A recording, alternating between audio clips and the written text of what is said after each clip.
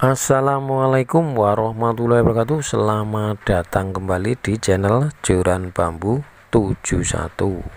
Oke, bagaimana kabarnya teman-teman semuanya, teman-teman Joran Bambu 71? Semoga sehat semua ya, dan juga ikannya, ikan apa aja yang di budik jumper maupun di kolam yang lain tetap sehat semua ya, dan juga tetap sukses selalu. Oke, kali ini saya kembali akan mereview atau membahas tentang budik jumper. Hingga saat ini budik jumper saya di gurame di ember ini sudah berusia 3 bulan dari ukuran dulu ya 3 jari. Ini sekarang udah 4 atau 5 jari, 4 ada yang 5 jari juga.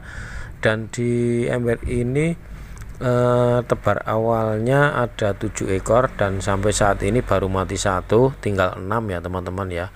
Dan ini pakan yang saya gunakan adalah pakan pelet gurame ya, khusus gurame yang berprotein adalah 30%. Dan saya di sini akan sampai di sini saya akan menerangkan atau memberikan pengalaman saya tentang budik jumper gurame hingga saat ini ya, dari awal tebar dulu ya. Jadi kok guramenya bisa sehat seperti ini, dari awal tebar dulu seperti apa, dan hingga saat ini perawatan sehari-hari seperti apa, dan pakannya seperti apa, cara ganti airnya bagaimana, bila mana diganti air ya. Oke, dari yang pertama saya terangkan ya sejarahnya dulu. Saya cuman menyediakan ember yang berisi atau berkapasitas 80 liter ya teman-teman ya, dan saya isi air, dan ketika itu airnya saya endapkan dulu beberapa saat ya, waktu itu 4 hari ya, sampai 1 minggu kira-kira seperti itu.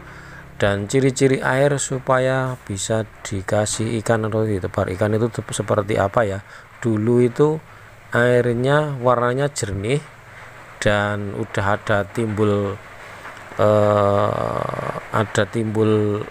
jentik-jentik nyamuk itu. Nah, itu tandanya airnya bagus untuk ditebar ikan. Oke, berikutnya adalah penebaran bibit ya, bibit seperti apa yang bisa ditebar di ember. Nah, itu menurut kesimpulan saya sementara di sini itu dulu ikan berukuran 3 jari ya teman-teman ya, ikan ukuran 3 jari karena saya pikir ikan yang udah ukuran 3 jari itu bisa mampu beradaptasi di segala tempat ya, itu ya teman-teman ya. Jadi minimal ikannya itu kalau pengalaman saya di sini ini minimal 3 jari.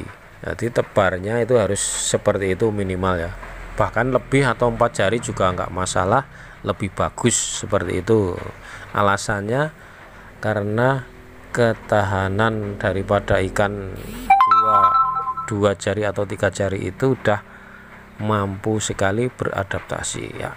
Oke, yang berikutnya adalah perawatan rutin sehari-hari ya. Jadi menguras ya, banyak sekali ditanyakan oleh teman-teman semuanya di YouTube, di kolom komentar itu tentang berapa hari menguras gitu ya. Jadi mengurasnya itu saya tidak berpatokan pada waktu ya teman-teman ya. Jadi patokannya menurut pengamatan. Jadi pengamatan kita ketika airnya udah kotor ya, apalagi ada agak bau-bau nggak sedap atau bau busuk, itu haruslah cepat-cepat diganti. Dan cara menggantinya itu mudah sekali teman-teman.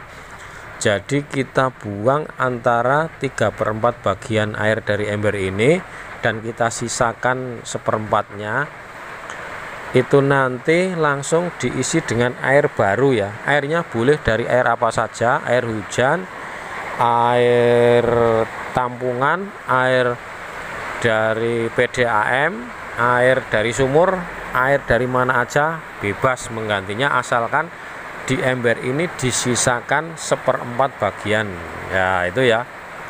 Dan tata cara mengganti, pertama, ikan sebelum kita kuras itu jangan dikasih makan dulu ya. Misalnya pagi hari itu jangan dikasih makan dulu, karena nanti ikan kalau udah kenyang itu biasanya akan tidak tahan terhadap guncangan-guncangan ataupun tidak, pokoknya ikannya menjadi lemah ya teman-teman ya, seperti itu.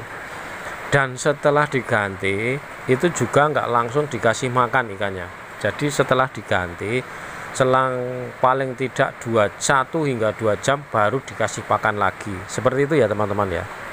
Pengertian daripada cara mengganti itu seperti itu. Jadi nggak habis kasih pakan terus kita ganti airnya, itu biasanya ikannya akan stres, karena ikan kalau kondisi kenyang itu tidak tahan terhadap cuaca ataupun hal-hal yang bersifat perubahan gitu ya. Jadi nggak tahan ikan itu kalau posisi kenyang. Harusnya ikannya itu kondisi lapar atau tidak dikasih makan gitu ya teman-teman ya. Oke, berikutnya adalah pemberian pakan ya. Pemberian pakan sehari-hari itu relatif ya teman-teman ya. Monggo terserah di pagi hari, siang, sore itu terserah, asalkan cara kasih pakannya itu kalau dimakan itu habis ikannya pakannya ya. Kalau kita kasih pakan tapi nggak habis, itu malah berbahaya, karena pakan cuman akan tersisa di ember. Perlu diketahui juga embernya kan di sini kan sempit, jadi cuman akan mengganggu sirkulasi oksigen di dalam ember ini ya. Intinya berbudik damber gurame itu adalah kebersihan. Nah, faktor yang paling utama itu kebersihan, karena kita tahu bahwa embernya sesempit ini untuk hidup ikan ya. Itu ya teman-teman, kuncinya itu, asalkan tempatnya bersih terus, saya yakin gurame akan hidup sehat ya. Sama aja ya, mungkin di budik damber ikan yang lain, mungkin di lele atau di ikan paten atau di ikan nila, ikan apa aja, saya pikir kuncinya adalah kebersihan ya, gitu ya teman-teman ya. Oke, berikutnya adalah pakan yang kita gunakan. Jadi pakan yang kita gunakan ada 2 jenis, yaitu pertama pakan pelet pabrikan yang berprotein antara 30% hingga 40%, itu biasanya dipakai untuk pakan ikan bersisik ya teman-teman ya, ikan bersisik seperti itu. Jadi itu adalah kuncinya supaya ikan sehat di budik damber.